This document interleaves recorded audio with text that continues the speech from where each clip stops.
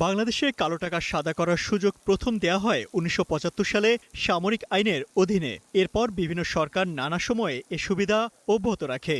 NBR এর তথ্য অনুযায়ী স্বাধীনতার পর থেকে ২০২২ সাল পর্যন্ত বিভিন্ন সময় প্রায় ৪৫,৫২২ কোটি টাকা সাদা করা হয়েছে, যেখানে মাত্র ৪,৬৪১ কোটি টাকা কর পেয়েছে সরকার।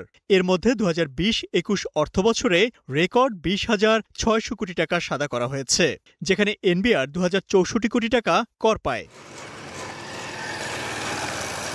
গত অর্থবছরের প্রস্তাবিত বাজেটে ফ্ল্যাট ও ভবনে বিনিয়োগ করে কালো টাকা সাদা করার সুযোগ রেখেছিল অন্তর্বর্তী সরকার।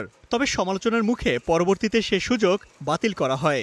আগামী অর্থবছরের বাজেটে আবাসন খাতে পূর্ণ দায়মুক্তিসহ অপ্রদর্শিত আয় বা কালো টাকা বিনিয়োগের বিতর্কিত সুযোগটি আবারও ফিরিয়ে আনার বিষয়টি নিয়ে সক্রিয়ভাবে বিবেচনা করছে সরকার। যদিও অর্থনীতিবিদরা বলছেন, কালো টাকা সাদা করার সুযোগ কোনোভাবেই সমর্থনযোগ্য নয়। বিশেষ সুবিধা দেওয়া এটা আমরা কখনোই সমর্থন করি না, কারণ এটা অর্থনৈতিকভাবেও এটা কোনো কাজের না, এটা রাজনৈতিকভাবেও এটা কাজ করে না।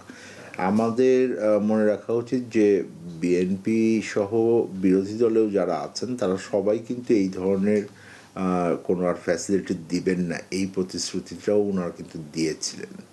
সুতরাং সেইটাও খুবই গুরুত্বপূর্ণ যে রাজনৈতিকভাবে সরকারকে ভেবে দেখা উচিত যে তারা তাদের অবস্থান থেকে সরে আসছেন কিনা।